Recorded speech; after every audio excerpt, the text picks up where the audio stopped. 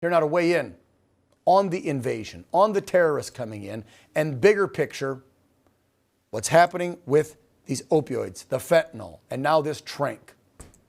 Just insane. He's the former director of the DEA's Special Operations Division, our good friend, Derek Maltz.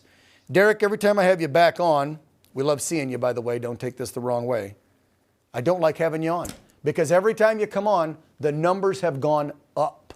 Nothing is getting under control at this border, whether it's terrorists, illegals, or the damn drugs. And now it's a zombie drug called trank that's worse than Go ahead, tell us about it.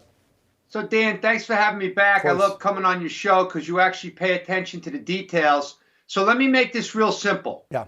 The Chinese no longer have to worry about dropping like traditional bombs on our country because they have this ongoing attack on our country using synthetic drugs, chemicals from their labs in China, and they're killing at record levels. Now, this one really is important because this trank, this Xylazine, is actually causing people to rot from the inside out. It's actually causing amputations. It's causing necrosis, which is the rotting of human tissue. So we haven't seen anything like this. Now, what's scary is that Xylazine is a pharmaceutical drug if it's made in a real pharmaceutical company in America, let's say, okay? And it's used as a horse tranquilizer, a sedative for animals. But what's scary, Dan, is that this is illicitly made in the communist country of China. And we already know they started this bombing campaign around 2008, 2009 with K2 spice bath salts. Then they went into fentanyl.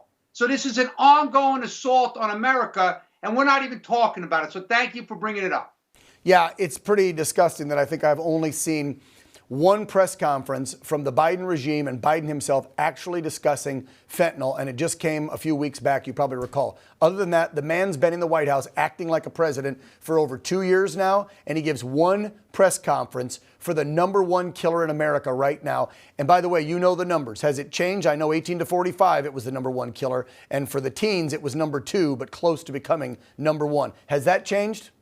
Well, look, I wish I can answer that accurately, but our CDC has got their head in the sand, and they don't have accurate and timely stats. Of course. And I know the families against fentanyl and all these families that have lost kids are really upset.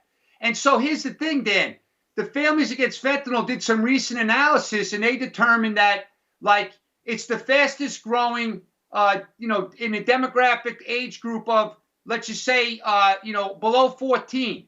So it's like quadrupled and tripled in an age group of like 5 to 14, below 1. It's like outrageous. The young kids are dying. But Dan, let me go back to this Xylazine. It's very important. Sure. You know that you could go on Chinese websites now, and for $1 to $10 a kilogram, you could buy this substance. Well, the drug traffickers want to increase their, profits. So if they have kilos of Xylazine to mix with fentanyl, they can, spread out the fentanyl, and they can make this potent opioid / Xylazine substance, which the junkies, and I say junkies because they're all like in Philadelphia, they are deliberately trying to get the combination of fentanyl and Xylazine because it's supposedly a more intense high. Now, I was in Philadelphia watching this. It looked like the Night of the Living Dead. Like several months ago, I went there, I videotaped it. I had never seen anything like this in my entire career, my entire life. People taking needles, sticking them in the neck, in the hands, in the feet, in the legs, in the thighs, right on the street. No cops. The mayor in Philadelphia, if you remember, he was high-fiving when they passed the sanctuary city law, but he's not out there helping these poor citizens. Wow. So first it was fentanyl, now we've got this trank drug. I mean, when will this madness end? Dan, by the way, make sure you don't forget about eternitazine, nitazine, isonitazine. These are the drugs that are now showing up in autopsies of kids dying because it's like 20 times allegedly more powerful than fentanyl. And it's a synthetic opioid, okay? So that's another chemical coming out of these Chinese labs. Derek Maltz, as always, thank you so much for your thoughtful insight and your warnings. not just to the adults, but to the kids out there. We've got to start saving lives. And if we don't start talking about this problem and demanding action from lawmakers, it's only going to get worse. Derek, God bless you for the work you're doing. Take care, brother. Thank you, sir. Have a good night. Have a good weekend.